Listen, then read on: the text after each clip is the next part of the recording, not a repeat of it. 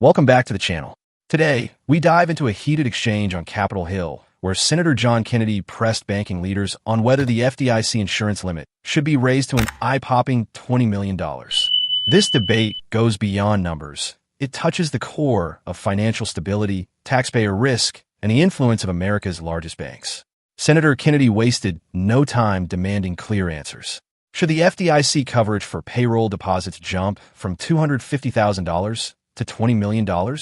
Some witnesses cautiously agreed, while others dodged the question, insisting more study was needed. Senator Kennedy.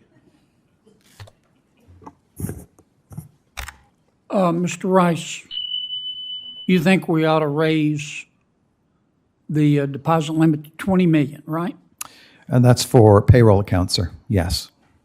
And Mr. Harrison, you agree with that?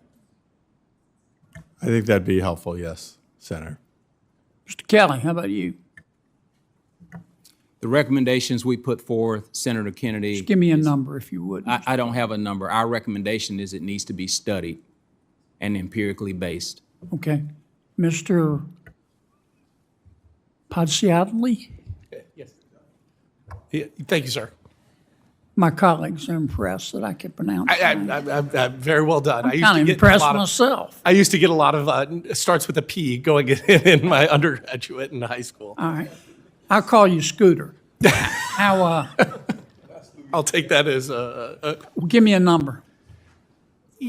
I would agree with Mr. Kelly that it needs to be empirically based and that. Come on, guys. I know it ought to be empirically based. Okay, well, I'll say this. The one concern You that I used do to work have. at FDIC. Give me a number. Yeah, well, the one concern I have is some institution loading up on a significant number of $20 million deposits that then ultimately. So if you don't like 20, give me a number.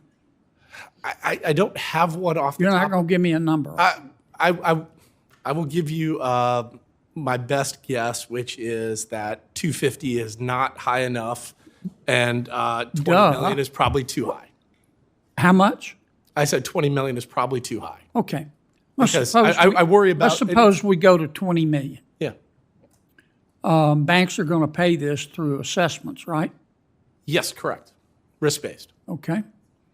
Mr. Kelly, who's going to push back among the banking community?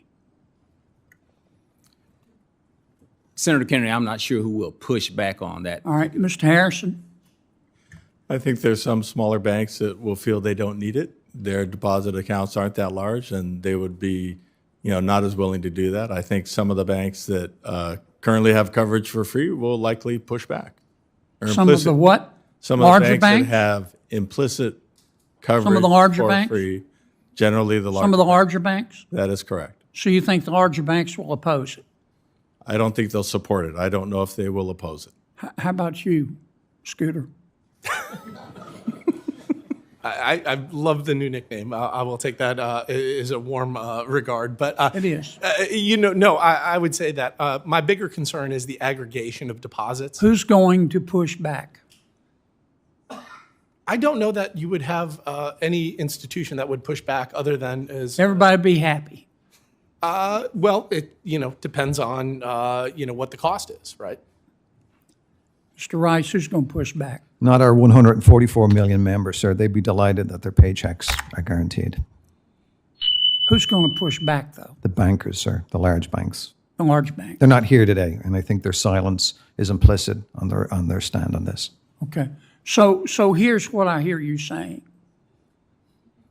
20 million indexed to inflation, but the large banks are not going to like it because they have an implicit guarantee. Does anybody disagree with that?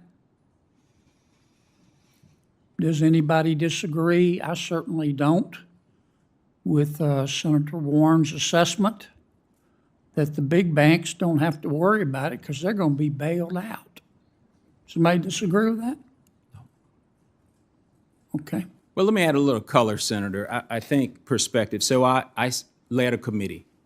And I'm sorry, sir? I led a committee that included banks of all sizes. Right. And one of the things I learned in leading that committee is that there is a lot of complexity associated with the prudential regulatory aspect of those larger institutions. Their liquidity requirements are very different than mine at $700 million a year. And so it's something that I had to become sensitive to as a leader of that group. And so while we sit here. Kelly, let me while- stop you. I understand. You're a smart man and you're a successful man. Well, I appreciate the And compliment. I Senator. appreciate that. But you're telling me here today, all of you, we've got a problem. And Correct. we're not going to, this isn't directed toward you, sir, but we're not going to solve this problem by pondering our navels. We're going to have to come up with a number and index it to inflation. Taxpayers won't pay, the banks will pay. And then find out who's going to push back and why. I mean, that's the challenge. I understand the difficulty and the nuances and the trade-offs. I get all that. Thank you. And you make, I don't mean to denigrate your analysis, because you know a lot more about this than I do. But you're saying we have a problem. I'm asking how we solve it. And what I'm hearing is $20 million, index it to inflation. The larger bank's going to raise fresh hell. Kennedy wasn't buying it. He pushed for a number, any number, while pointing out that avoiding specifics solves nothing.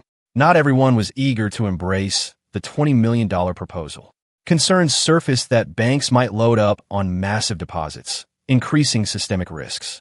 The question became, would this safeguard workers' paychecks, or would it create dangerous incentives for banks to gamble with insured money? Kennedy acknowledged the complexity, but reminded everyone complexity can't replace action. One fact was clear: taxpayers wouldn't cover the cost. Banks would foot the bill through risk-based assessments. But this raised a new challenge: who would resist the change?